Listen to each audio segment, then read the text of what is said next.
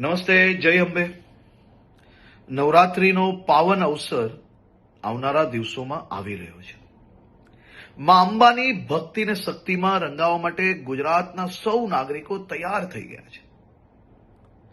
નવરાત્રીના આ પાવન અવસરે સૌ ખેલૈયાઓ દિલ મૂકીને માં અંબાની ભક્તિને શક્તિમાં રંગાઈ શકે, ગરબે ઘૂમી શકે તે માટે ગુજરાતના મુખ્યમંત્રી શ્રી ભૂપેન્દ્રભાઈ પટેલના માર્ગદર્શનમાં ગુજરાત સરકારે છેલ્લા અનેક વર્ષોથી નવરાત્રી મોડે સુધી રમી શકે, સાથે સાથે મોડી રાત સુધી નાના નાના વેપારીઓ, ફેરિયાઓ અને જે લોકો દરરોજ આ કામ કરીને એમનું પરિવાર ચલાવે છે, તેમનો ધંધો રોજગાર ચાલી શકે તેની બી ચિંતા કરવામાં આવતી હોય છે.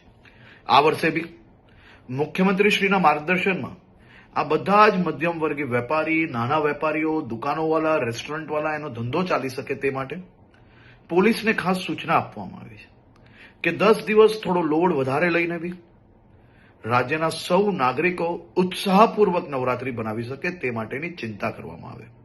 સાથે સાથે સૌ ખેલૈયાઓ અને આયોજકોને બી વિનંતી છે કે આપણું મ્યુઝિક, ડીજે, બેન્ડ આ બધું આપણા જ આજુબાજુમાં રહેતા લોકો, અગર હોસ્પિટલની બાજુમાં આયોજન કરતા હો તો ત્યાં આ બધી જ જગ્યાઓ પર લોકો બીજા જે ત્યાં રહે છે તે હેરાન ના થાય તેની બી જવાબદારી આપણી છે.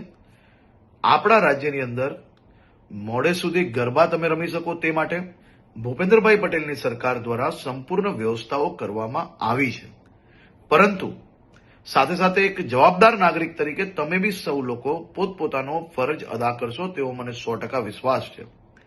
સૌ લોકોને ફરી એકવાર જય અંબે અને આપ સૌ લોકોને નવરાત્રીની ખૂબ ખૂબ શુભકામનાઓ હમણાંથી જ આપું છું.